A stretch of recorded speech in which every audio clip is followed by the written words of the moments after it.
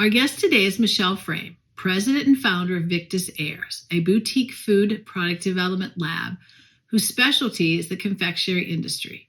Michelle and her team collaborate with candy companies and turn their inventions into commercial-ready products. The name Victus Ars derives from the Latin, which means food, and science or skill, which they have in abundance.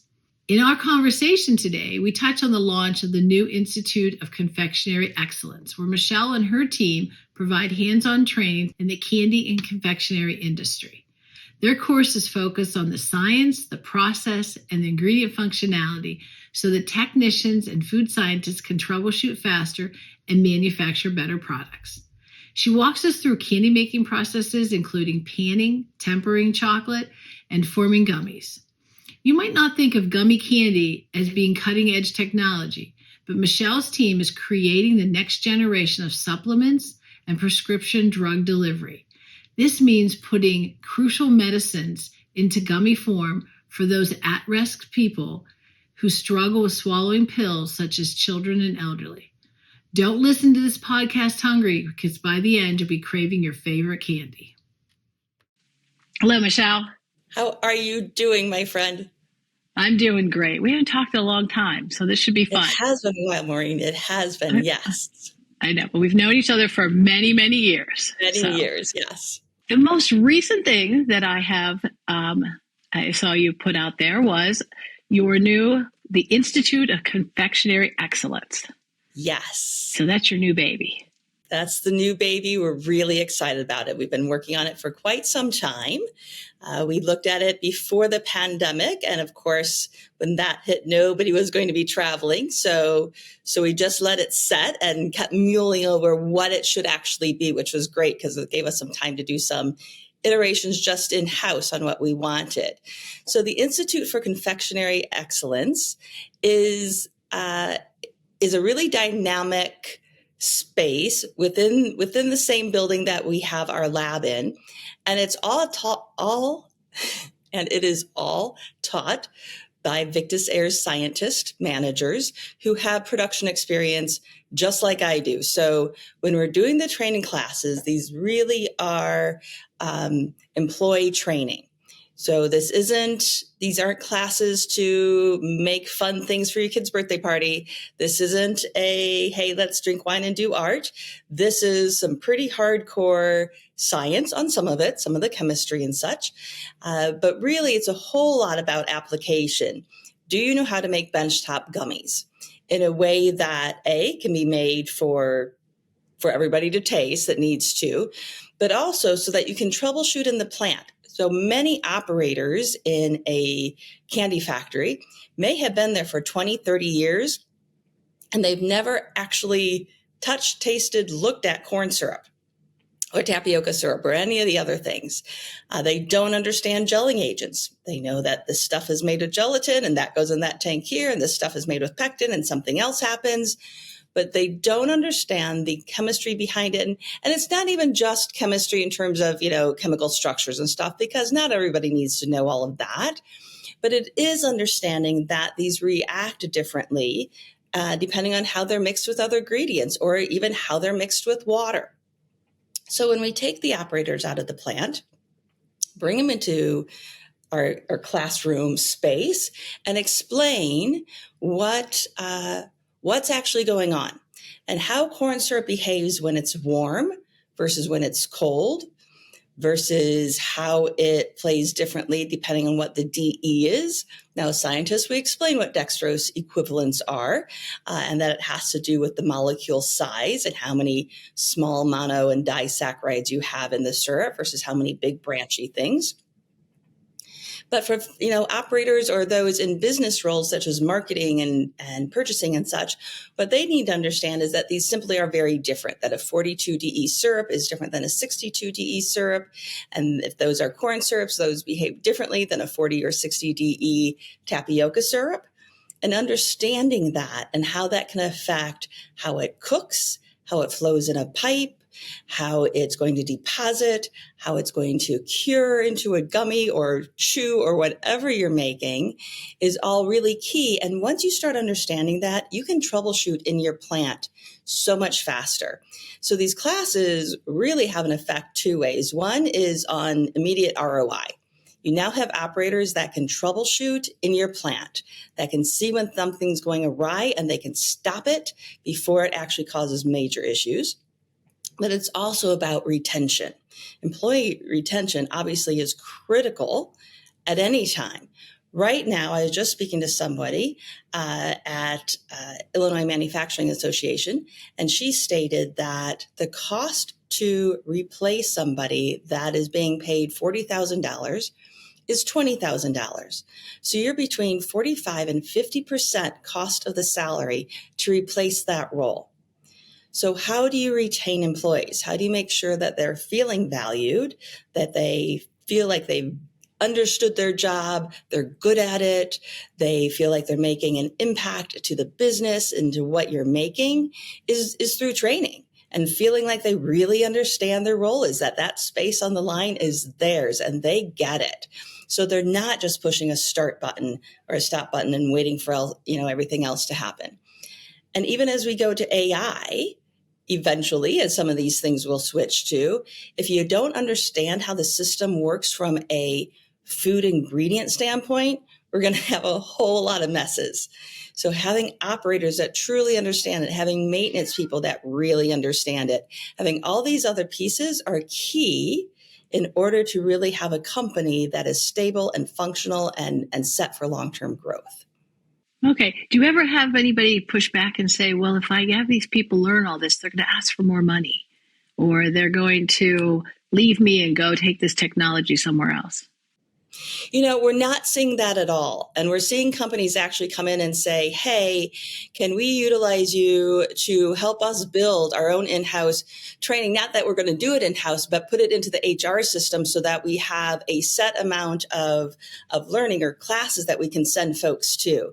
So they're actually building us into their HR training budgets because that's really key. This isn't... And I hear folks say that. I don't agree, but they'll say that when going to conference and stuff, they might meet other folks. Yep, they might. And if that's their life path to go someplace else, okay. But the reality is the people that stay are the ones that get set places, that get training, because now they have a personal stake in making their company better, safer, more active, understanding their stuff. Those are the ones that don't want to go anywhere. Where you have folks deciding to leave is if they're disconnected, if they're just coming in, doing whatever it is they do with their hands and not having to think about anything, not having any personal connection to how to make the product that they're making. Those are the ones that leave. Okay. The ones that stay are the ones that think my company actually invests in me, and that's cool. Do you think these are good for new employees or existing employees? It's actually good across the board, and that's why we have a number of different classes. So we have Gummy Fundamentals, which is really the basics. It's let's look and poke at syrups and sugar. Let's really play with pectin and gelatin and such. And what's unique about that is that over 70% of the class is at the benchtop. We are making stuff. So this isn't just theoretical at the table. There's some of that, so we can review what some of those characteristics are and how they interact with each other. But then we go in the lab and we make stuff. And we make stuff, not only that works, but we purposely make stuff that doesn't work. And that's a unique piece that most training classes don't have. They say, here's how to make something. Here's how to make it right. So let's make it right. That's great. But then you take that home and it goes completely flat and doesn't work. And you're stuck going, okay, I got nothing. I thought I did everything right and I didn't. So now what? We're teaching you what happens if you have too much sugar in something versus too much syrup versus too much flavor. Like whatever, what are these things that can go awry? And let's look at those and see what happens. Let's see what happens when you pre-gel pectin too fast. And now you have a big clumpy mess that can get stuck in the pipes. If it gets stuck in your funnel and it's a hand funnel and you have to clean that out, you suddenly remember that and you know, I don't want that happening in pipes. That'll be a really big mess I'm going to have to clean out. And those are key pieces that you can learn as an operator that's new. and as an operator or somebody that's been there a while. Same thing for a food scientist. There's always stuff that you can learn. We've been doing this a long time. I have over 30 some years of experience. So I've had, all sorts of messes that I've had to clean up. My scientists have as well. So the stories we tell help implement that and help that training. So whether you're young, you're older, and you just want to fill in some of those blanks that you didn't get before, you knew, pieces and parts, but not everything. This helps all that. And then it also helps from that business side. Again, we try to keep the classroom portion short enough and very, very applicable to what you're learning on the bench, so that when you go back and you're in purchasing, you understand where you might be able to substitute ingredients and where you really can't without the help of R&D. Marketing, sales, it can help you understand, hey, you know what? I'm now understanding these are pretty similar pieces of equipment that we're using. I wonder if we could make something else close to this, or what would I need to do if I had this equipment and I wanted to make marshmallow? So it helps drive some questions that can lead to new products for a company. So all of these roles, whether in the plant, at scientist or technical level, or in business roles, can all actually get a lot out of each of these classes. Now, if you had somebody who really wanted to launch their own little candy company, they're just dying to do it and they think they have some new idea. It's worked in the kitchen and their friends all love it. Would this be a good avenue for them to go down? It actually is, yes, because we talk about all the tools that you need. We explain how to use a refractometer. We explain what you can do. Benchtop level works just great for small manufacturing, small business. And then we also go into the bigger equipment. What is it? Who are those contacts that you need? So if you're doing it at tabletop, by hand, so you can do it, truly by hand, or if you're at benchtop and you want a small piece of equipment that you push a button or pull a handle to do, but you make a lot more at one time. We have equipment folks for all of those. So we're sharing that information, making sure that you have access to distributors that you might need that can get you some of the ingredients that you might want. We also talk about, if you're small enough, you can go to Costco and get certain ingredients, but how you want to be able to track those. So you don't want to just go to any random grocery store. You want to make sure you're going to some place where you can have a lot number, where you're getting this material from, so you could trace it back if you needed to. And from that, you're learning immediately, to your point of somebody new. We're teaching, let's make sure we understand what lot codes are. Let's make sure that we can trace this stuff. We discuss all that type of thing in there. So it's really for a range of folks in a way that connect to what their job is and what's valuable to them. That's something I never thought about, tracking your lot code, So, well, it didn't work. So we go find out where it came from, or it could be contaminated, as you for safety. That's the big issue, right? So if you're just, making this for your friends, then this probably isn't the right space for you, right? It's a commitment to pay the price for it, right? So if you're just making it for your friends, there's other things you can look at YouTube and TikTok and stuff and find things. But if you're looking to start in some manufacturing, if you want to sell product, yes, you have to be able to trace your products, all your ingredients back a step, and then understand where they're going forward a step. Now, you won't understand it if you're selling at a farmer's market, and that's okay. There's rules around farmer's markets that are fine. But if you're trying to get into your local Trader Joe's or a Whole Foods, if you live near something like that, they're going to need you to still be able to hit these points of food safety, even though you're small. You've got to have this stuff in place. Okay. Now, everybody wants to do their DIY, all kinds of food. You see everybody wants to copycat recipes. You see it all over Pinterest. But you never seem to see candy. I mean, yeah, we see fudge, we see, peanut brittle and things, but no one's trying to do a Snickers bar or, a Milky Way or M&Ms. I'm not going to try and make M&Ms. I'll just go buy them. I didn't make a Hershey Kiss. So why is candy different? Why is it so hard? Candy is hard because the chemistry is extremely difficult. So although we have warm feelings about grandma making stuff, in the kitchen, grandma had big, heavy pots. So those transferred heat very differently than what we may be using today. So folks may try to do something and it burns. So we use really good copper core pans and induction burners and such so that we can control the heat really, really well. The other thing is that there's tools. So in baking, you bake to a certain temperature, right? And in candy making, if you read a recipe, it'll say to cook to a temperature, which is lovely and sort of pertains to being true. But the reality is if it's raining outside, that temperature probably needs to change. Right. If you live up in the mountains or in the high desert, you have to cook differently than if you're in the Everglades of Florida. And when you read recipes, they don't account for any of that. So when we teach you how to cook to solids and tell you to use a refractometer to do that and teach you how to use that small piece of equipment or a tool, now you can be anywhere and you can adjust accordingly. Because if you're up in the high mountains, you might still need to back down your solids some because you're going to evaporate a lot more just because it's hot. So as you're trying to deposit or make shapes with your gummy or whatever material you're doing, you're going to have a different experience anyway with the environment. But environment is really, really critical when it comes to candy. So what is your humidity? What's the barometric pressure? What's the temperature in the space you're in? Can absolutely ruin a batch so fast. And I think there's folks that understand their grandma's recipe and they can make that. But otherwise, when folks try to match some of the candy, it just doesn't work for where they are. And it has to do with how sensitive candy is to very, very small changes in temperature. So do you think candy is more of an art or a science? It's a science. The thing is, it's a science that has 100 variables. So if you can control all those, great, you can make a lot of product. If you can't, that's when you have to bring it into that art form where you're actually sensing it. I was just working with one of my R&D managers yesterday, and we were panning nuts, chocolate coating nuts. And she had tried it last week a couple of times, and it just was not working for her. So I said, oh, okay, I'm going to do it with you.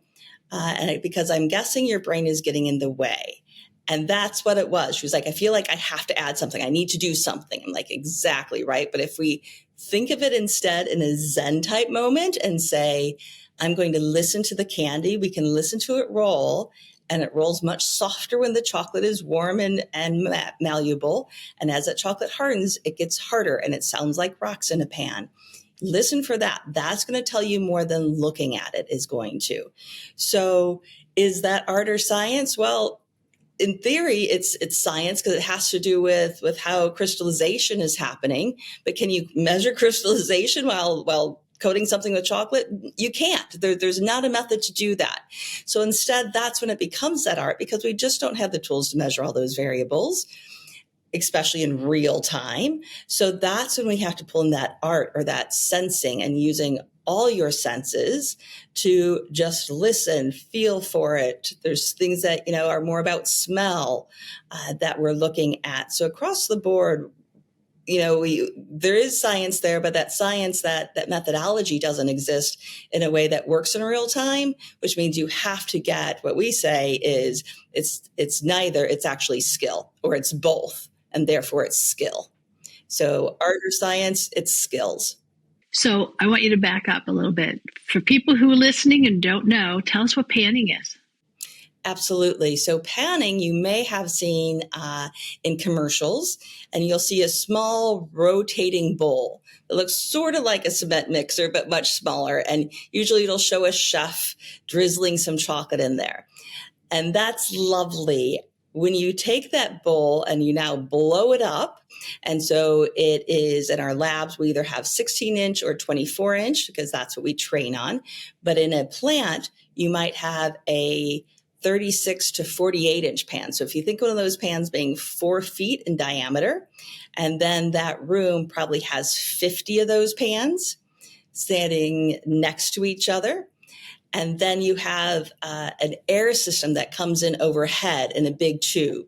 And there's tubes from that air that drop down into each pan. So you can control cool air going in and out or warm air going in and out, depending on what you're panning. So that panning process is this bowl just spinning. And by having the bowl spin, you can put centers in or whatever you're coating. And that can be anything from things like raisins and almonds are the most common. But we can also do jelly bean centers or various other stuff, M&M centers, right? So depending what type of panning we're doing, we put the centers in and they start rolling. And so what you have are individual pieces at the end that don't have any flat spot. They don't have a foot on them. They look beautiful in a bowl for a bowl of candy, and they're individual pieces. So it's not a bar. It's not a, commitment to eating a Milky Way or anything like that. You can have a couple of chocolate covered almonds if any of us can control eating 2 chocolate covered almonds. But so that's what panning is. When you see a bowl or a package where you're reaching in and can pull out individual pieces that are coated in chocolate or that have that sugar shell crunch or jelly bean type pieces, things like that, that's all using the panning process, which again is a big bowl that's on its side and is spinning in such a way that the product inside can tumble. How do they make them uniform? That's the part that gets me. They're just, if I tumbled a bunch of things in there, we would come out with all different sizes. Absolutely. So there's a couple of tricks to that. One of them is the angle of the pan. So if you're finding that a number of your products are doing exactly that, the first thing to check is what angle is the pan at, because the product shouldn't just tumble from top to bottom. It should actually move from front to back. So if you have the correct angle of your pan, those pieces will slightly move back each time as they're tumbling along. As they hit the back, they start tumbling forward. So it's a slower process forward to back than it is from top to bottom, but it should be moving that way. The next piece then is how are you adding materials? So most pans, like again, if you take a bowl and then kind of put a lip around it, so more like a plant pot. And so you have this lip around it. That top piece or that front part is running slower than the back because it's so much bigger than your back piece where that back of that pan is or the bottom of the bowl, which is it's just naturally it's smaller. It's running at a different pace per se when we look at physics. Okay. So your product in the front, that the candy that's in there is going to run slower than it is in back. And big pieces are going to fall to the front. So if you start getting clumps, they are going to come forward. And if you get a lot of fines, like sugar fines, you put in too much sugar, that's going to roll to the back. And yes, you are going to have problems there. So how do we solve some of that? First, we make sure the equipment is set right, again, by angle. And then we look at how are we adding this material? If we add stuff too close to the front, we can actually cause clumping because that candy isn't rolling as quickly. If we add some things to the back, like syrup, we can cause problems because we can make it all stick together. And then you get what we call a pizza stuck in the back of the pan. And that's really hard to get off. You have to use this big ugly thing called a claw that people make in-house. They call it different things. That was just one of the first ones I heard. Like, you got to get the claw. And you have to get this big, ugly pizza thing off the back of your pan that's stuck on there really, really well. The next time, you don't put syrup all the way in the back. You know it's going to roll back there, but you don't do that. So similar types of things, depending on where you're putting syrup. So you want to put those, more towards the middle, not in a stream right down the center, but you want to give those first couple of inches in front, the first and the last inches in back, some space because the candy will move there properly. But because those are spinning at different rates, or the candy is spinning at different rates, we want to make sure that we're not setting ourselves up to clump or to have small fines that can get stuck in the back. And that's how you make sure that things stay uniform, is how you apply your materials, whether that's a syrup, whether it's dry sugar, or whether it's chocolate. And it's some of what we train on too, is here's how you add this in such a way that you're going to get very even pieces. So we teach it at ladling so that you can learn to do it by hand. And you're just using truly a ladle, a small ladle, like a 2-ounce ladle is what we'll use to teach that mechanism. But then when you go into a plant, we'll talk to engineers and say, okay, here's how you can use a piccolo tube, which is just a tube with holes drilled into it. So it looks like a flute or a piccolo. I don't know why they pick piccolo, because piccolos are so much smaller than flutes. So it seems more like, flute, but whatever. They didn't ask me to name things, so they call it a piccolo tube. So that's a drip method or a drizzle method. And then you can also spray chocolate on. And the unique thing about spraying on is that you can actually have your air on at the same time you spray that bed. Spraying works great if you have really small pieces like sunflower seeds where, you drip on the tiniest bit too much and you get clumps really fast. So spraying helps you do that. But spraying also can cause a lot of issues. So unless you know that spraying is really what you want to do, and a lot of big companies it is, but spray nozzles clog up easily. So they can help make the process go faster, but they can also cause a lot of issues. There can be a lot of overspray, so you lose a lot of chocolate that you just want to watch out for and make sure that it's meeting the needs. Otherwise, we recommend drizzle.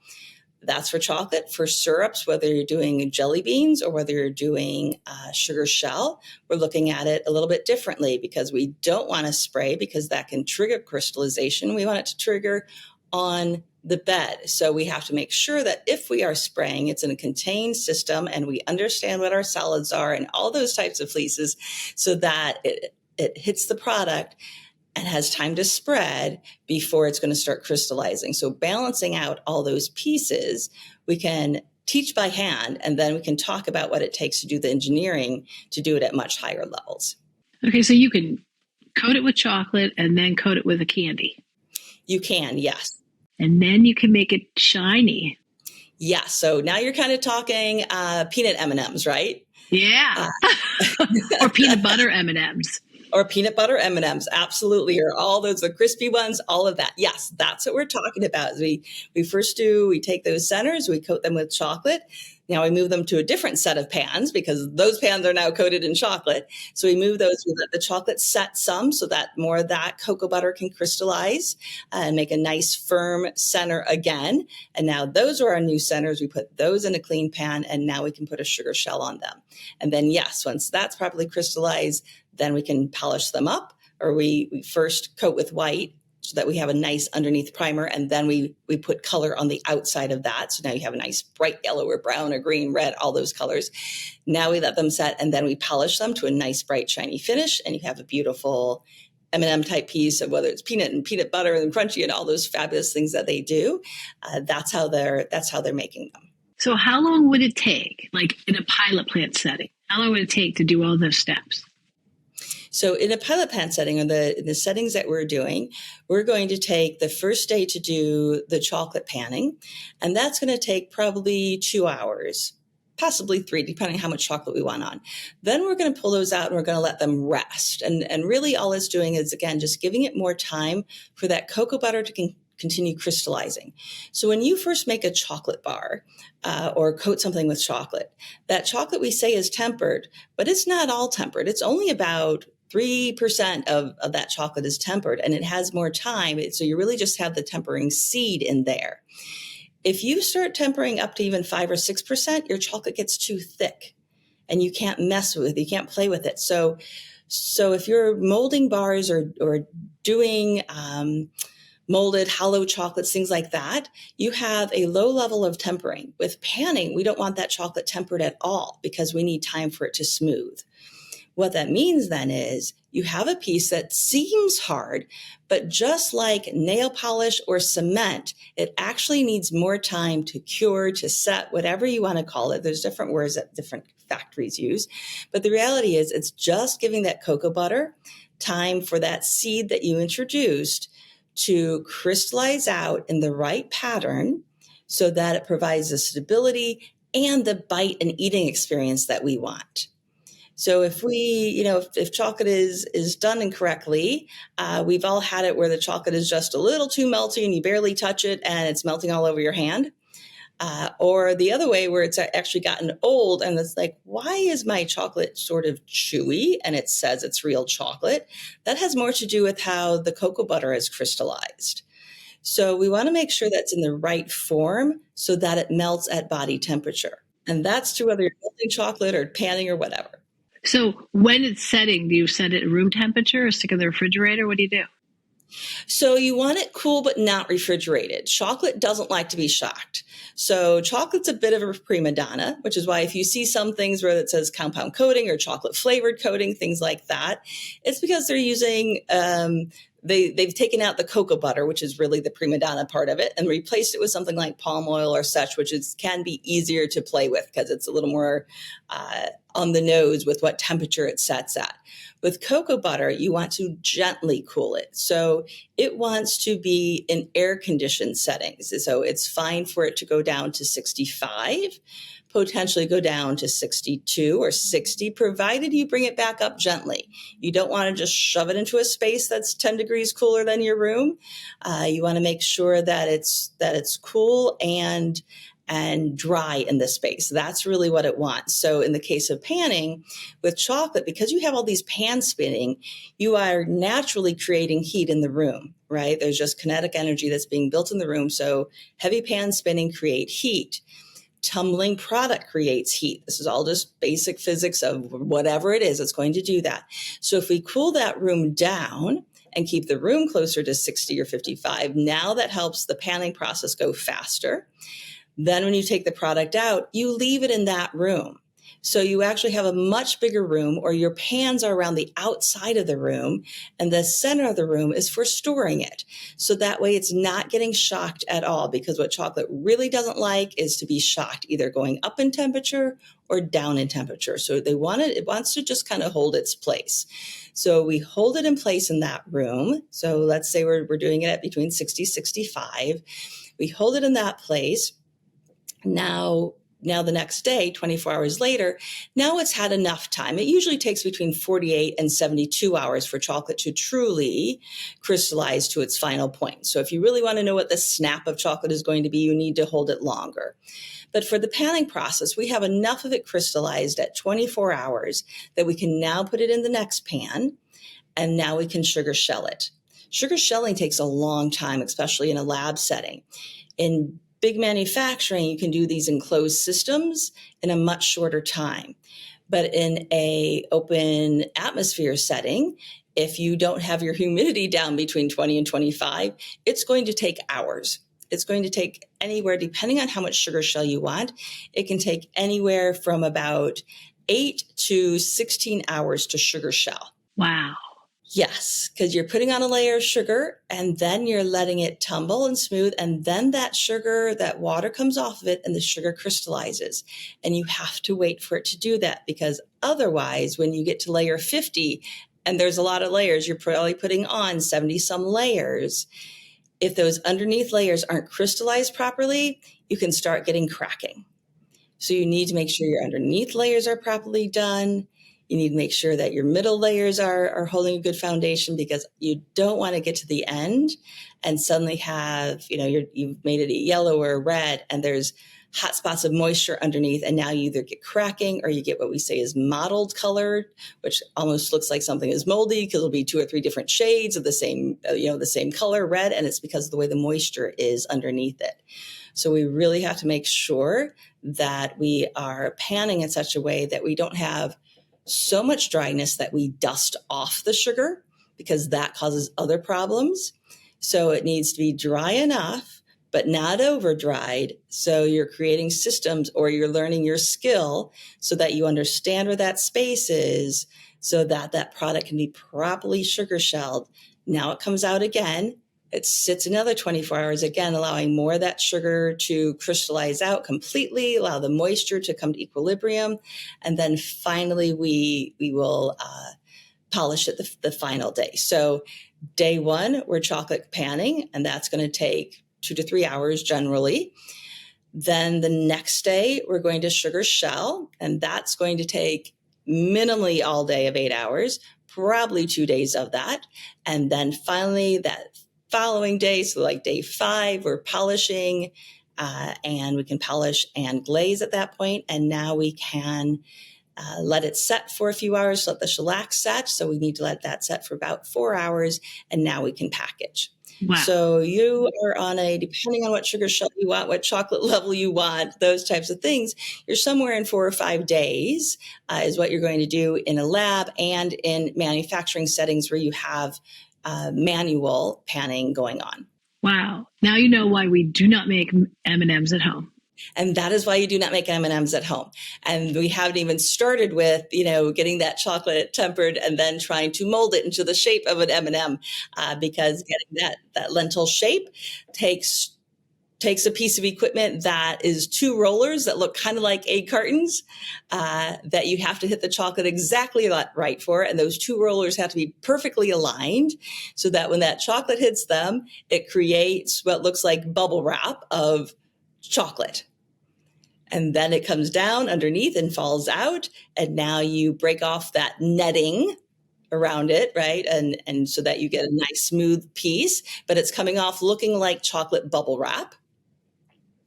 And if those rollers aren't aligned, you get something that looks like a really misshapen, undefined thing, and that you can't sugar shell because you have weird edges on it. So getting that to work correctly is a whole nother skill piece that we talk about. Same thing with jelly bean centers. If you're not making those correctly, you put your jelly bean centers in a pan and you have a mess, because they will clump together. They won't hold their integrity, so they'll fall flat. We can even see the same things with something like raisins. If they have too much moisture in them, we can get those to mess up with us. And so that we try to hit them with chocolate and they flex. And when it flexes, it breaks off all the chocolate, and then they just want to stick to each other and be clumpy and messy, and all sorts of things can go awry. Wow. So whether it's an agricultural product or whether it's a plant-based center, there's issues that can go awry with those. So we need to make sure our centers are really defined properly too. You have to really be brave to make candy. Well, those little pop-it things the kids play with? Yes. People have been taking those and filling them with yogurt, putting them in the freezer, and giving them to the kids. They can pop them out and eat the frozen yogurt. So it's not candy, but that's how they're using it. That's an awesome thing to do. Yes. And good way to get kids eating yogurt. So fabulous. Candy, like so many things, is about having fun, right? So when we can do that with other things too, we're all for it. We absolutely believe that candy has a place, but it's not as a meal replacement, right? Candy shouldn't even be a snack. And we say that in the candy industry. We say, it should be a treat. That's what it's there for. So yes, fun snacks, yogurt and frozen yogurt, and making it at home is fantastic. And we cheer you on. When we talk to schools, we say we eat our fruits and vegetables first. As candy scientists, we eat our fruits and vegetables first. Then we get to have candy. And yes, we get to eat quite a bit. Also, we spit it out when we're tasting a lot of things. Oh, yes. So because it can be a lot of calories very quickly. So we use spit cups regularly. So there's things that we do to make sure we're not getting, hundreds and hundreds or thousands of calories from candy, because nobody should be doing that. The reality is candy, if controlled and portioned properly, can add to a really fun day. It can help create the celebration with family or friends, or just by yourself enjoying your own pieces of candy, whether that's peanut M&Ms or a piece of chocolate or a small bag of gummies, whatever that is. It allows you to do that and enjoy it. But we don't want it to be a meal replacer or a snack. We want it to be truly a treat to be enjoyed and treasured. Oh, yeah. And I treasure my candy. Now, I have met many people that make candy at home, meaning chocolate covered, cherries, chocolate covered, and they talk about tempering chocolate. And I get this really glazed over look when they start trying to describe it, because I have no idea what they're talking about. So tell us what tempering is, and tell me both, the industry one and the one at home. Give me those. Absolutely. So from the industry standard, we're saying that chocolate is polymorphic and there's 6 different crystals that the cocoa butter can do, because that's really what we're talking about, is the cocoa butter itself, and what all these different crystal sizes are and what temperatures they melt at and all sorts of things that really just don't matter at home. They matter if you're making tank loads of, 40,000 pound batches of chocolate, you better know and understand that. From the home standpoint, what we're talking about is that cocoa butter is so lovely. The reason we love chocolate is that it melts at body temperature, but that it's solid at room temperature. That's what we love about chocolate. So overall, if we know and understand that, right, that chocolate, it releases its flavor as it melts in your mouth, it melts at this perfect body temperature, that's what we want it to do. So if we just make some chocolate and we get some cocoa beans and we roast them because we want to make sure they're safe. We can roast them darker so they have darker flavors, or we can just roast them enough to be food safe, right? Because cocoa is coming from the tree. It's a fruit pod.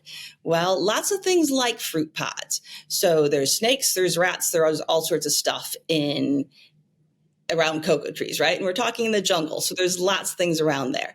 So we want to make sure that we're not doing things like raw chocolate or eating raw chocolate. It's bad. Don't do it. It's just too dangerous with the number of diseases that could be dropped on it from animals and such. So we want to have those beans and we want to make sure that they're roasted. And generally, if you're going to buy them off the market, you're buying roasted ones. So now you grind those up, and you can grind them at home in a mortar and pestle. It's hard, but you can do it. And if you heat them up some to around 105, you can grind them up at home, and it's lovely, and the smell is fantastic. It's great. And it'll turn into a liquid, and it turns into a liquid because it's about 50% cocoa butter. And the other part, so it's actually 45% cocoa butter, but we say 45 to 50% cocoa butter, and the rest is cocoa powder. So that's what makes up a cocoa bean, is cocoa butter and cocoa powder. When we mix it up and it turns into a liquid, we call it chocolate liquor. There's nothing liquor about it. It's just what they call the liquid cocoa bean. So that's all it is. You have cocoa beans, you grind them up, and they're warm, so therefore the cocoa butter is warm, and you grind it up. Now you have cocoa liquor or chocolate liquor. So generally when people are saying, I'm making my own chocolate, they're saying, oh, I went and bought chocolate liquor or unsweetened chocolate, and I added my own sugar, I added my own milk. Absolutely, you created your own chocolate from chocolate liquor, okay? So now you have this chocolate, or you went and just bought regular chocolate and you melted it out so you could coat things. If you just coat them with melted chocolate, now your cocoa butter isn't tempered to be at a temperature or to crystallize into the certain crystal that melts at body temperature. It can crystallize into 6 different types of crystals, and 5 of them we don't want. 4 of them melt too fast. So that's when you barely pick it up and it's melting all over your fingers. You get it in your mouth and it melts so fast. It's just like, okay, what just happened? That's tempering that has those crystals that melt too quickly and just kind of create a mess of things. So it doesn't hold its shape. You touch it and it melts on your fingers. You have to keep it in. People say, oh, I have to keep it in the refrigerator. Well, if you have to keep it in the refrigerator, then you don't have the right chocolate. And now it can get hit with condensation. So now it starts tasting oddly grainy because the sugars came out, and you just kind of have an ugly mess. It also will go gray. And it goes gray because your cocoa butter wasn't stable. And so it slowly, as it cooled, because it's a fat, it's an oil, it just kept kind of coming to the surface because the other ingredients, the cocoa and the sugar and stuff, are water-based in theory, right? So we have things, when we think back to our old chemistry days, water and oil don't mix. So if you have them mixed properly and they harden up right, you're okay. If you don't, and that fat has space to just keep staying liquid, it will slowly move itself to the surface. Then it'll harden. Then it looks gray. And so folks are like, wait, something horrible happened to my product. It looks like it has these spider webs all over it. I don't know what's going on. Well, you have untempered chocolate and it's blooming. So that is bloomed chocolate. So how do you temper it at home? So how you temper it at home, generally you're going to use a thermometer, but you don't necessarily have to. But you're going to do one of 2 things. There's a secret trick, but the first thing that you can do is that you heat your chocolate up to 120 and you let it stay there for about half hour to an hour. And what that does is it melts out all the crystals. And we say that chocolate has crystal memory. So even though it looks liquid, there's some pieces in there that know what size they were, and they're going to want to go back there unless we melt it out and make it forget it. So we melt it out, we leave it sitting warm for an hour. Now we take about a third of it and we pour it out on a table, and we use spatulas to move it around. And that's what you see sometimes on commercials. You see chefs doing it on big tables, and they're scraping from one end to the other. They are seeding it, and they're seeding it to get to the right crystal size. And then they take that chocolate and add it back to the rest of the warm. They've seeded it properly now, and now they have tempered chocolate. Chefs are really good at knowing when that is. And what it actually is, if your chocolate's really shiny, it's not tempered properly. Once the chocolate can stand up on itself, so when you scrape it and then drizzle it in a design on top, it looks like they're just doing something, funny and clever and chefy. Actually, they're testing it to see if it'll stay on top of itself, because if it does, then it's tempered. So they're looking for it to go dull, because that's when the crystals are smaller. So they're looking for the crystals are small and developed. So they're looking for it to go dull instead of being shiny. And then they're looking for it to stand up on itself. So that's method one. That's a fantastic way to do quite a bit of chocolate. And then you can take that, and now you stir that into the rest of your chocolate. You want to mix that really, really well. And now you can use that to coat your product, and you're going to have tempered product. The way most of us do it, which is much easier, is get some chocolate that you know is properly tempered. Just a nice chocolate bar that has a good shine, that snaps. So chocolate should snap when you break it. If you have a chocolate bar that snaps, you take that, and when you melt out part of your product, you melt out all your chocolate, and then you take a cup, depending on how much chocolate you have, but you take some amount of chocolate and you chop it up that you know is a really good chocolate bar. You chop it up and you put that into your melted chocolate, and that acts as the seed. So you want to make sure your chocolate's warm enough to melt that, not so warm that it melts it out, makes that chocolate bar forget that it had seed. But now you cool down your chocolate mass till it's around 95 degrees. Now you add your chopped up chocolate, you stir it like crazy until all that melts out, and you now have seeded chocolate properly. So that's the easiest way to do it at home, is to melt out most of your chocolate, but about 5 to 10% of it, provided you have really good chocolate that has a nice snap to it and is properly shiny and has a nice snap. You can use that to seed, or get a different chocolate bar. You can, melt out whatever you're doing, chocolate disc or whatever, but then get a nice chocolate bar to use as your seed. Now, have you seen that show on Netflix, The School of Chocolate?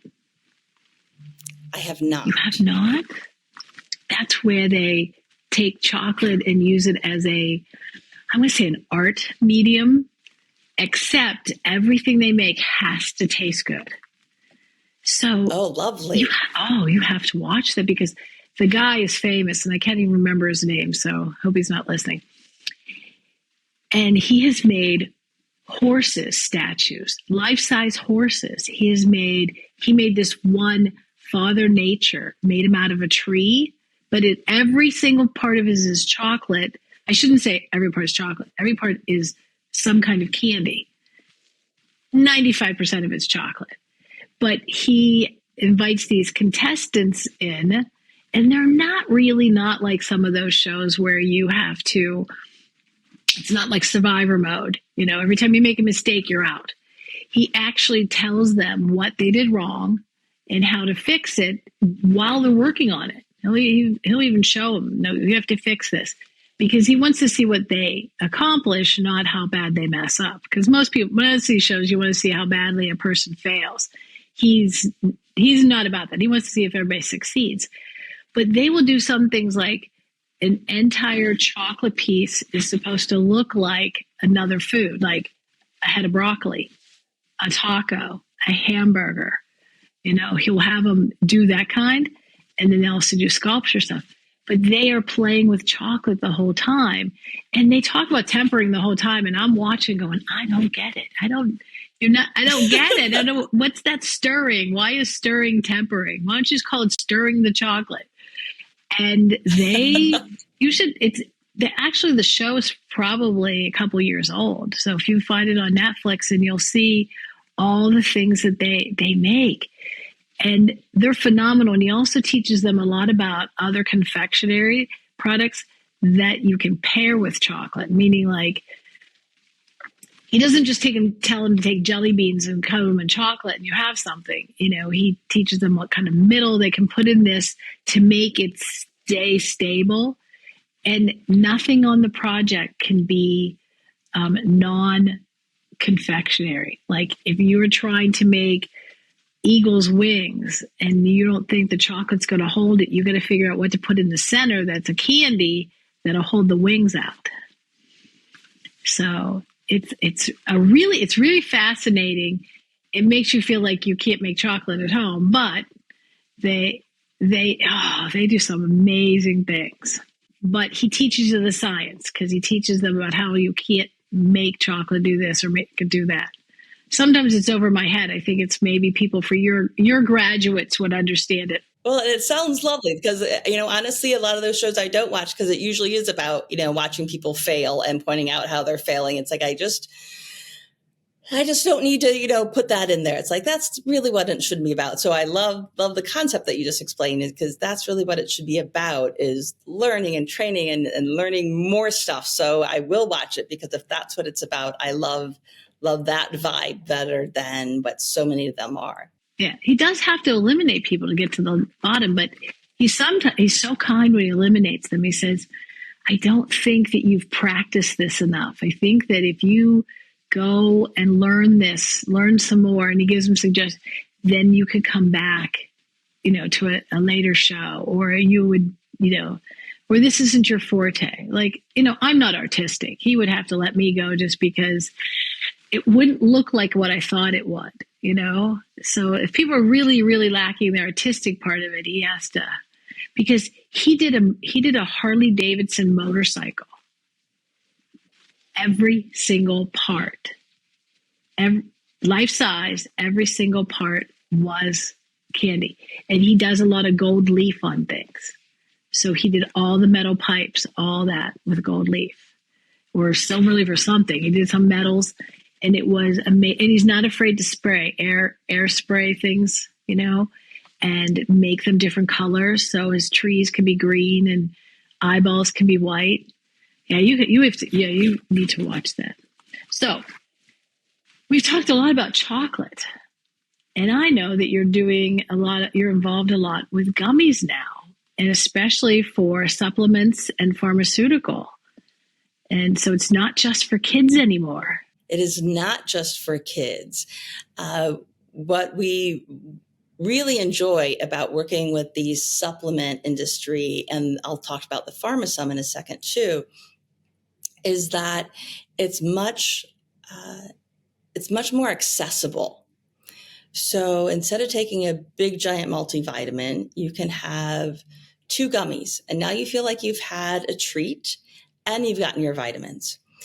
What we're seeing more now is the idea of what you want to feel. So we're seeing supplements for brain health, for focus, for immunity, for gut health, for calming. So just so you can relax more. And we're not talking, the cannabis industry, which is there too, but there's other components. Lots of us don't have enough magnesium and things like that. And so there's things we can put in a gummy format that can be really difficult to take in a pill form if you have pill fatigue and just get tired of taking pills, or even kids who may need some things just to help calm down at night without wanting to be on medication. There's things that like magnesium, other pieces that just, if we have enough in our body, it helps us calm down and relax. So having these available in a format that's more accessible is really what it is about the gummy supplement that we really like to work on. So we're purposely making sure that we're not making them so attractive to kids that they want to eat them like candy. Now, we do try to make them taste good, but we're not looking at them, trying to make Starburst flavors or anything like that. We're using more adult flavors, more adult colors. So it's more blackberries and mixed berries-ish, things like that, where it's not just a monotone cherry flavor like in a jelly bean, which would attract kids, and, very, really bright, exciting flavors and colors in the jar. We're using darker ones, more gemstones, things that are more attractive to adults, so that they're much less likely for a child to get them and want to overeat them.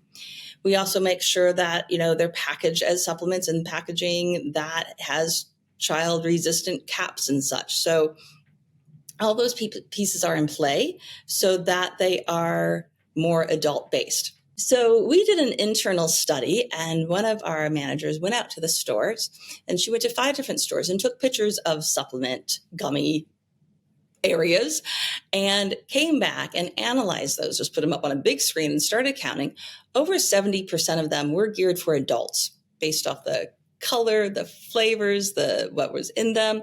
So where we thought, okay, gummy supplements are really designed for kids, so that they don't have to take this vitamin pill. The reality is they're designed for adults. And we like that because just as there's so many kids, even coming up in teenage years, that can't or won't swallow pills, once you hit 70 years of age, your ability to swallow changes. So as we get older and we need more of those vitamins, we need to get proteins in different ways, whatever that is, to swallow pills becomes much, much more difficult. So having capabilities, having other methods of delivery is really key if we want to be able to make sure that people can get some of these vitamins and minerals and supplements that they want to take. So if it's lutein for eyes, if it's, choline for brain health, different pieces like that, these are ways to, again, supplement. This isn't about replacing your diet. This is about supplementation in areas that need it. So many of in the US don't get enough vitamin D. So do you take a vitamin D pill? Do you, try to drink more milk that might have it in there? What do you do? Well, we can make vitamin D gummies that also have other things in them and such that let you have that, and you're more likely to take it and have that in your body because you got to have a gummy. So there's value in it for that. People think that they're treating themselves, and they are, by having something that tastes good. It gives them an opportunity to say yes to gummies or to candy and say, yeah, but I'm only supposed to eat 3 of them because that's what's in a serving. So instead of mindlessly munching, it gives them the opportunity to eat gummies while still controlling how much sugar and stuff they're intaking. So we love that industry and what we're doing there.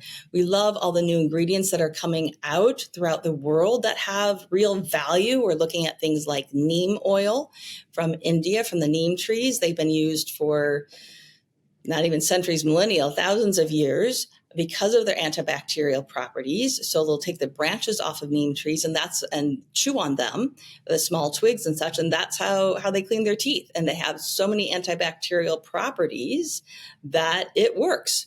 So now you're starting to see neem toothpaste and other things. But neem oil is really good on skin. Again, antibacterial, has really good nutritional properties in your skin. You can do neem drinks and teas and such, but it's got a very distinct flavor that the US isn't going to like much. So making sure that we can mask it some or blend it with things so you don't get those bitter, harsh, dirty notes, and can actually, it's such a unique smell that is kind of indescribable. It's very distinct.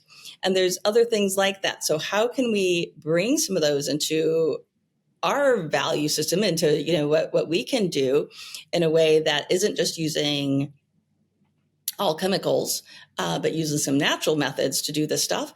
Can we take that? Can we get Manuka honey? And what does neem smell like? You have to get it. Is it a dirty smell? So it's dirty and almost anesthetic smell, almost like a medicinal smell. It almost smells like something that's going to numb you, but not in a menthol sort of way. A Novocaine kind of smell. Kind of like Novocaine-ish. Yeah, something like that. So how do you mask that? How do you, if you want to start drinking that as a tea because it has value, how do you do that? Right? There's other things that are like antiviral and stuff that have been used for thousands of years and have proven, it's medically proven that some of this stuff works well for antiviral. And I don't remember which one that is. It's But in any case, there's antiviral materials out there, antibiotic materials that are out there that are natural that you can have to just help build immunity, and they don't taste good, especially to our taste because we didn't grow up with them. So what do we do?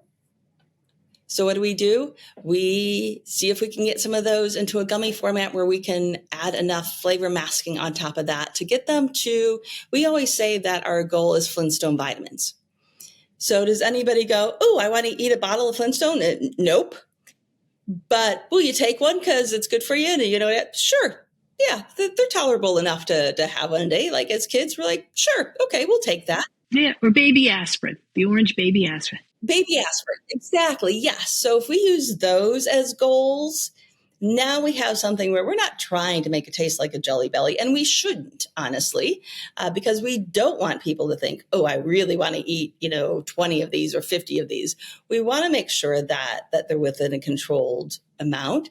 But if we hold it at baby aspirin, Flintstone vitamins, now folks are like completely tolerable, fully happy to take it. They'll stay on the regimen that may help them feel better while still having that opportunity to enjoy a gummy, at least sort of. And that's where we pull into the pharma side. And this one is very close to my heart and my passion, is that there are so many children that die simply because they can't take the pill regimen. When we look throughout the world, tuberculosis, about 20% of the world population has tuberculosis. It's a high number. So if you haven't gotten a tuberculosis booster, let me tell you, go get one. Tell all your listeners, go to the doctor. Some medical practice will say, oh no, you're not supposed to have one unless you work in a healthcare facility. I'm telling you, I've talked to the researchers that are working on tuberculosis. They're saying there are enough flights coming in every day from very hot spots around the world that the boosters are required because what you got in elementary school is not covering you anymore. So get a tuberculosis booster. Make sure you do that. I pass it along to people I sit next to on airplanes and everything else. Get your tuberculosis booster because it can sit dormant for decades. And then it's going to come out. It'll produce itself when you get a cold or flu or something like that, then it will activate itself. They're expecting with COVID, and so they're already seeing it. I've started seeing some reports, but when COVID first started and I was talking to some of these researchers, they said, we expect at least 13 million people in the US to have tuberculosis because COVID's going to trigger it. And they don't know when it'll trigger it. You don't know when it's going to trigger it. But if you get COVID, so it's when, it's usually soon after you get some kind of illness that it'll trigger. And again, it can be dormant in your body for 20 years, 10 years, 20 years, 30 years, whatever. So now you're already sick. You trigger tuberculosis. You are in serious critical condition. So what does the booster do? If you get the booster, it kills what's dormant? It actually stops it from being able to produce, as far as I understand. I'm not sure, so I don't want to go on the medical side because I don't want to go there. That's okay. But getting your booster can help so that if you don't get it or if you come in contact with it, it won't invade your body. You can't get it. But the intent is, at whatever percentage it protects that. But so now if we go back and look at kids with tuberculosis, over 200,000 children die every year from tuberculosis. Now, this is a disease that we do have medication for, but it's a pretty painful regimen. So it's a series of 3 antibiotics that you have to take for what is now 6 months, which is brilliant because it used to be over 18 months you had to take it. So now for 6 months, you take these 3 antibiotics. It's a tough regimen, but tuberculosis is a tough disease. However, when you're a child and you already hurt and your lungs hurt and you feel sick, taking pills simply doesn't happen. And when it doesn't happen, now it goes into resistant tuberculosis. So we have these different types of tuberculosis, right? So we have it fully active, we have it dormant, and we have it resistant. Resistant tuberculosis, even with treatment, is 50% fatal. So we don't want this to go into resistant tuberculosis. If it does, you are now on a regimen of over 40 pills plus a shot every day for 18 months. and maybe you'll survive. So it's critical that we have this first level of tuberculosis with the drugs available for kids in a format that they can and willingly will take. So they've got to take these 3 antibiotics. How can we do that? Well, we've gotten them into a gummy format. Again, we based it off of being close to Flintstone vitamin. So we say it as taking the scary out of the cure. So we're not working on the medications. They already exist. I'm not talking, we don't look at the drugs at all. We're looking at, can we get them so that they're in a stable form and hold up in this system that is chewable, that is flavored, that can resist heat, because there's hotspots of tuberculosis in areas like sub-Saharan desert in Africa, to places in India, Cambodia, Thailand, and Siberia. So when we look at these areas of hotspots, we have to also take into consideration temperatures of where they're going to be sent to, also how they're going to get transported, and the cultural significances in those areas. So when we look at it, we can't do gelatin at all, because we have many areas that are Muslim-based and Jewish-based. We can't have any pork-type products. And we have Hindu, so we can't have beef-based products. So we really need to make sure that these are designed in a way that are respectful to cultures that have strong beliefs about these things and won't take medications if they're in there. So we need to be really careful about that and make sure that they're stable in these temperatures. And in some areas, you're getting them out to villages that might take hours or days to get to, that they want to make sure that these are stable that way. And if we can get them into gummies in a format that just elders in a village or school teachers or such could distribute, versus having it have to be a healthcare person giving a syringe of something or handing out pills, now we have the potential to make life-saving change. So the more we can use things like gummy bases, chew-type bases, so whether that's pectin, carrageenan, agar, these are all plant-based things as gelling agents. If we can use these as formats to get materials in that either can prevent and help with immunity and stuff like that. So back to the supplement, let's prevent it if all possible. And then once it exists, can we get the antibiotics in there that can be taken in a way that isn't such a struggle? And when we look at teenagers in some of these areas, especially in countries of Africa and other areas as well, tuberculosis is seen as a social economic disease. So if a teenager has tuberculosis, they're considered poor. Their family must be poor, and they can get teased and bullied relentlessly for it. So if they have to go get a drink of water to take pills at certain times of the day, that's a problem. If you can discreetly pull a gummy out of your pocket that requires no fresh water, you just pull it out, pop it in your mouth. Nobody notices. As far as they know, you're putting in a piece of gum. Now we again have teenagers that will stay on their regimen as they're supposed to. And in areas of the world where you don't have clean drinking water, or you're walking for a mile to get it, again, by having a gummy format, you no longer need fresh water or drinking water to take a pill with. So much better, so much opportunity to get the medications you need in a format that works for your culture, for your space, for your lifestyle, and in a way that is discreet and maintains your dignity. If you're teenagers and preteens and you just can't have your friends sing it because there's social economic issues, all these things can be affected by simply changing the format in which we deliver either the drugs or the supplements. And that is a piece that I feel is really key for what we do at Victus Ars, and that we train folks on, because we know we're not the only ones that are going to be needing to do this. So we, at the Institute of Confectionery Excellence, we want folks to understand how to make these products and how to use them as delivery systems so that we can really deliver not just for, ooh, this is fun, but so that we can deliver in a way that doesn't require water, that can be discreet, that can take the scary out of the cure, and various other properties that just may possibly work better simply because there's some products that we don't know, but we know with things like calcium that if you have it at a certain particle size, it's more bioavailable. So could some things be more bioavailable simply by not being in pill form? Maybe. We don't know. We're not going there. Right now we're looking at it for, can we get it in there? Is it stable?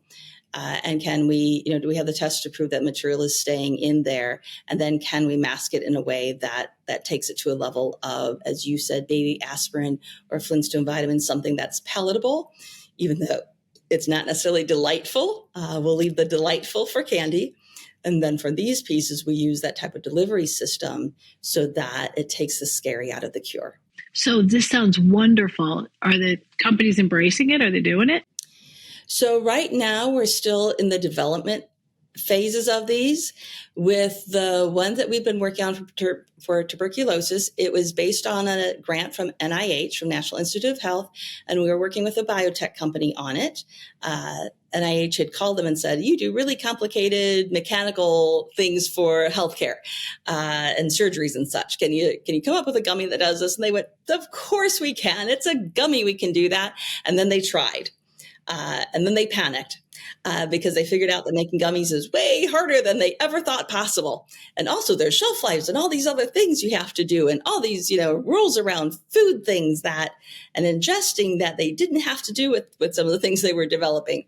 So they found us. And so then we partnered with them to create this. And they have the analytical equipment, the HPLCs, all that kind of stuff to test for the active, make sure it's still in there. So the first one is still at NIH. It's under shelf life. It's been under there for about a year now and has been showing some good results with the active staying in the format that they need. And now we're finishing up on a second trial that would help treat resistant tuberculosis. So what we're seeing is that there's some interest, there's questions about how would this really work? How do you make this in pharmaceutical standards? You're not going to be able to make it, nearly as fast. It's far more expensive than pills. So what do you do about that? We're really looking at it going, okay, that's fine. I don't need all the big companies, coming towards us. We're looking at it going, do we make it? So we're looking at, can we put in a small facility to make some of these drugs? Anything that is a childhood disease is considered a rare disease because children just don't get that kind of sick nearly as often as adults do. So anything that a childhood conditions lie on there are considered rare diseases. There's some diseases that require medication that they call orphan drugs because there's so few doses that are needed. There's some diseases that you need all of 10,000 doses per year for the entire world. So big companies, pharmaceutical companies don't want to make these. They don't want anything to do with it. They can't possibly make money on that, right? So can smaller companies, we're hoping that part of what we're doing can help develop new companies. Can smaller companies come in and say, we want to make small doses of this? And we're looking at it ourselves saying, can we put in equipment that would allow us to do some of these orphan drugs in a gummy format that would allow folks to survive and do well because they're getting the medications they need in a format that they can take. So not lots of folks jumping on it. We don't need lots of folks jumping. We need is the right ones to get the value of this and really put the focus on, does this transfer properly? Are we getting the right pieces around it? Let's make sure that all those pieces are working, that medication in there is going to be effective. And so those are the ones we're talking to. It's more biotech companies that are really looking at what's next, how can we do better, that we're working with right now to do all the research. Okay. Now, you brought it, I'm going to take you back to candy again. So how do you make a gummy? I have no idea. My husband's, one of his favorite candies are those orange slices covered in the sugar. Those are actually really hard, honestly. So that you start with some cornstarch and you get that to hydrate in water and then you cook it. So kind of like making gravy, where it goes really cloudy and thick, and then it thins out because the starch molecules have expanded. So they grew fat with the water, and then they kind of blew up. And that's when the starch actually comes out and can make gravy. So first, as they're getting thicker and thicker, you see it in, if you're making gravy at home and you're using beef juices or whatever, it expands. You add some cornstarch to it. It gets really thick and almost whitish in color. And then those starch molecules break open and it all calms down and you have a nice gravy that's thickened, but not super thick and gummy. And that's what cornstarch does. So when we're looking at those orange slices, that's what they're doing. They're taking this cornstarch and cooking it so that it's hydrated. And then they cook it so that the cornstarch molecules come out of their cell. And then you're mixing that with corn syrup and sugar and flavors and acid and color and such. And then you deposit that in something called a starch mogul, which is a different cornstarch. It's actually similar, but now you have a little bit of oil in it. So it'll take an impression. And that cornstarch with a tiny bit of oil in it will make an impression that you can use whatever kind of shape you want. So you can make a shape that's a flower or a bat or an orange slice or whatever. And you make that impression. And now you take this hot gummy goo, which is this hydrated and gelatinized cornstarch with sugar and some water and some corn syrup and flavor and acid and color. And you deposit it into these imprints into cornstarch. Now you take those and you put them into a low heat oven for 3 days. 3 days. Generally 72 hours, yes. So it can range depending on the size. So something like jelly bean centers that are small might be 24 hours. Bigger pieces are probably going to be about 3 days, about 72 hours. You're going to have this in this high airflow oven. So if you have a convection oven at home where, you turn it on, you hear all the air flowing around loud, that's a convection oven. That's what these are, only they're the size of rooms. So these might be 40 feet long by 20 feet wide, something like that. Or they might be 8 feet wide, whatever. So 8 feet by 40 feet, something like that. So you're putting pallets of these trays that are filled with cornstarch that has a little bit of oil in it, that had an imprint pressed into it, that then is filled with this gummy goo. And now it's stacked on other trays like that. And it's put into one of these curing rooms, ovens. Sometimes it's called stoving, depending on who you're talking to. So then it goes into there for 3 days. It comes out. The starch tray gets dumped out. That starch bed can be reused. The candy falls out. It goes through a tumbler that knocks off as much starch as possible. It also blows some air on it, trying to get that starch to come off. Then it goes down a conveyor belt to get hit with some dry steam so that just the edge of it melts. And then it goes into another tumbler that has the sugar crystals in it so that the sugar crystals stick to the outside of it. And when you come out the other side, you let it sit again for a little while, for a number of hours, to make sure that everything is set up properly. And now you can package it. Wow. I don't recommend this at home. Who comes up with these ideas? And do you know the history of some of these candies? Like, when was panning invented? When were gummies invented? So panning, we know. So most of the stuff actually came from apothecary and medications way back. So panning, we know back in 1600s was the first time it was documented. And you did it over open flame, and it was hard sugar shell. And the chefs did it for kings, and they were sugar shelling things like fennel seeds for digestion. So those are the earliest recorded cases of panning. With gummies, I'm not really sure. I mean, we know when that Haribo and stuff came out, early 70s, 80s, something like that is when they really hit the market big.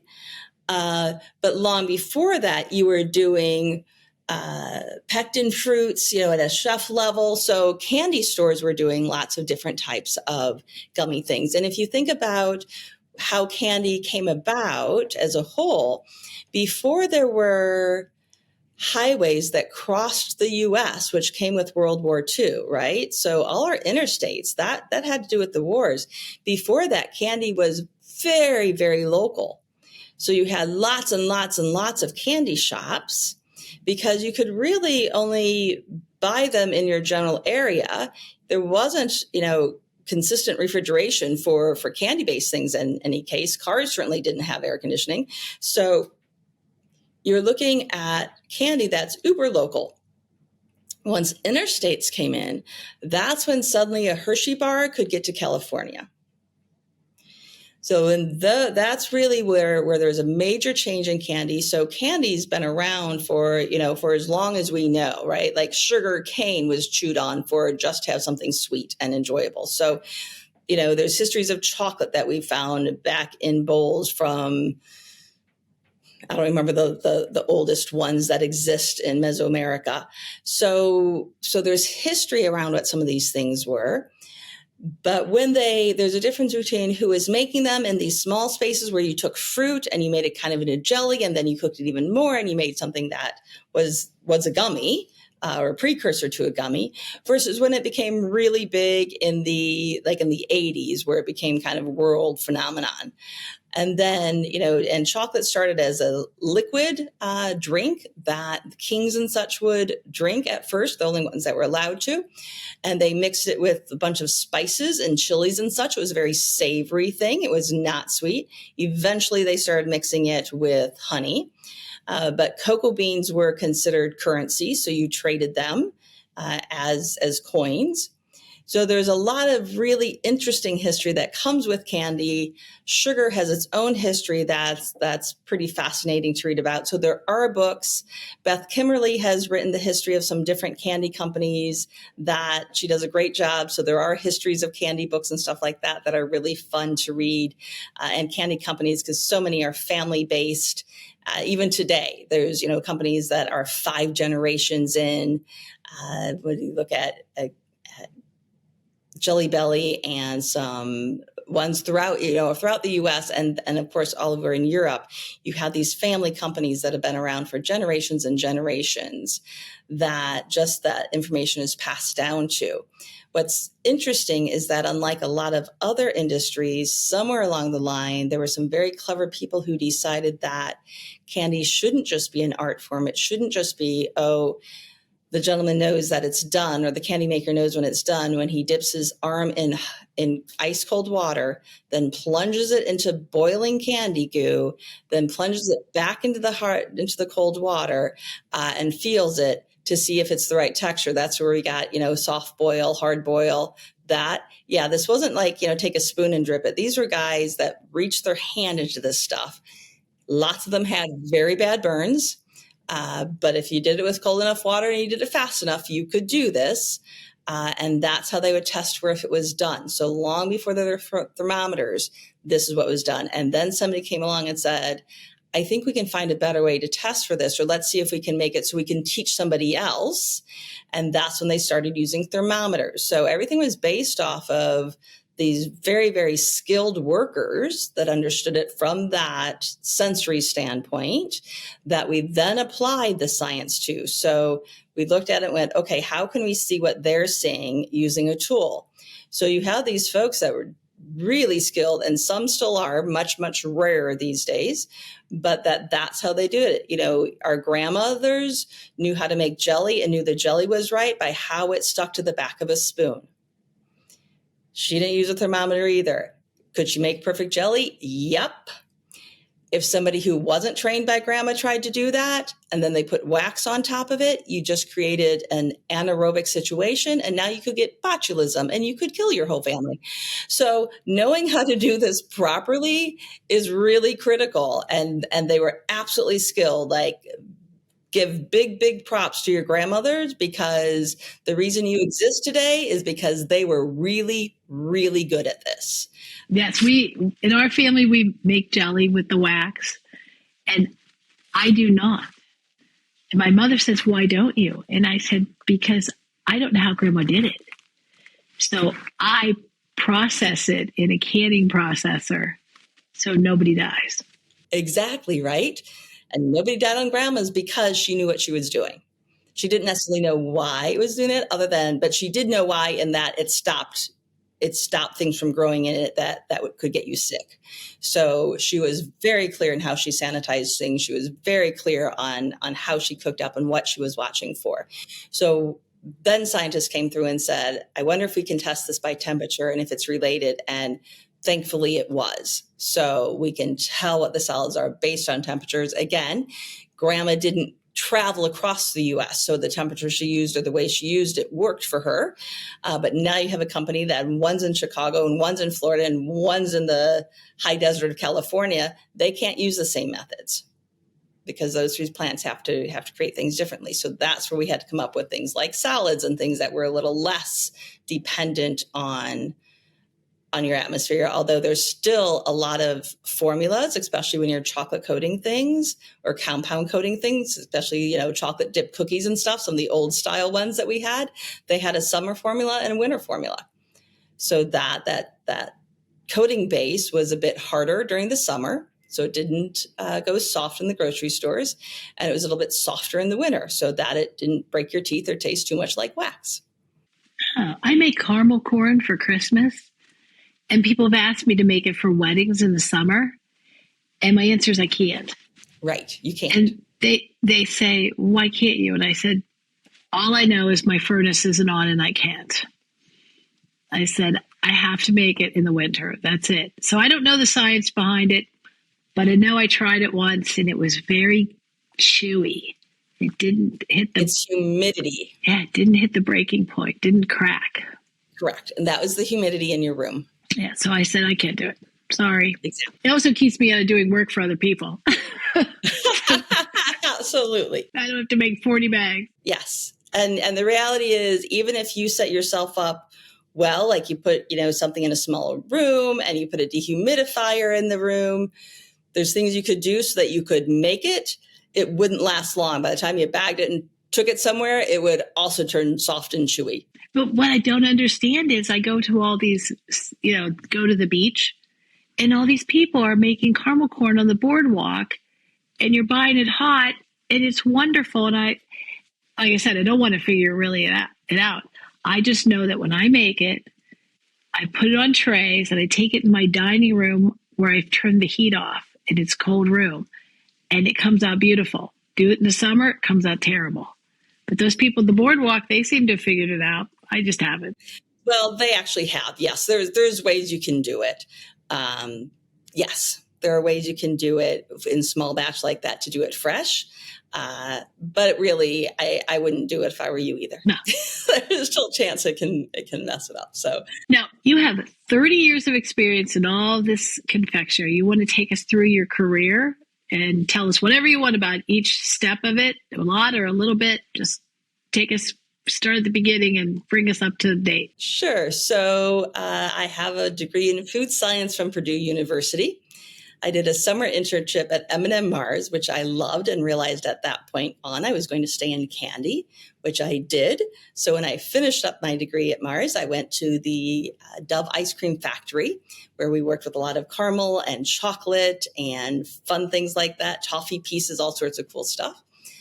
From there, working in production there and working on shift work was excellent as a starting job. I don't recommend it for everyone because, doing shift work is really taxing on the body. But what you learn at 3:00 in the morning when there's no engineers, there's no managers aside from, one overseeing the whole thing. So it's you and some maintenance folks trying to solve stuff. You will learn a lot about manufacturing. So from there, I went out to Pennsylvania to Just Born, which was Mike and Ike's and Hot Tamales and Marshmallow Peeps. And I did product development and process development out there. So doing some things to help make the plant more efficient and then also developing new items. Then I came back to Chicago because it was when 9/11 happened. And I realized that as much as I loved Just Born and I loved working at Just Born, that really my life was about being in the Midwest, being closer to family. Decided I didn't want to be in small town Indiana, but I could be an hour away in Chicago and I could have a happy life. I could have the lifestyle that I love, which is city life with friends and things to do and places to go. And I love that while also being close enough that I can get to family, whether it's for holidays or because my parents need me, whatever that case may be. So moved back, went into sales for panning. And that's really, I was doing panning at Jelly Beans for Just Born, but really going to Mantrose Hauser is when I learned all about chocolate panning and doing more hard sugar shell panning, things like that. And I got to travel around the world. I got to go to South America and all over Europe and Canada and such. So it's not all over the world, but enough areas that I really enjoyed that. But I also realized that sales was leaving me in a place where I wasn't using my technical chops as much as I wanted to. So I returned to R&D at a flavor house, then went from there and moved to QA products, which does sprinkles. So lots of panning, lots of fun innovation things for new holidays, new ideas around things, lots of fun. And then Carry Ingredients bought us. So they bought us. I became director of a number of different groups. So then we did do sugar shelling like M&M type. So we call those chocolate lentils. So we did chocolate lentils. We did different toffee pieces. It was good fun in that there were 4 different plants that made candy. So my team was responsible for putting new products in, commercializing them, scaling them up into these plants. So we developed them in our lab, and then we took them out to the plants to have them made at the scale or at the production that was necessary for the client company. And from there, I realized that it was getting time to start my own thing. And I knew I had wanted to do that for a number of years. So I left Carrie and went to the Swiss Colony, which makes gourmet cakes and cookies through mail order. And they do a lot of chocolate because they take their cakes and all that. And the reason it's mail order is that if you coat it with enough chocolate, that cake doesn't smash. So there's lots of stuff that's coated with chocolate. So we had 5 enrobers there and chocolate molding lines and such. So it was lovely because the bakery. So I learned a lot more about processing baked goods there. And then after 3 years there, I thought, yep, it's time. It's time to start my own business, be more available to lots of companies of different sizes, including those smaller ones that need support and are just never going to get it at the level that I can provide with 30 some years of experience.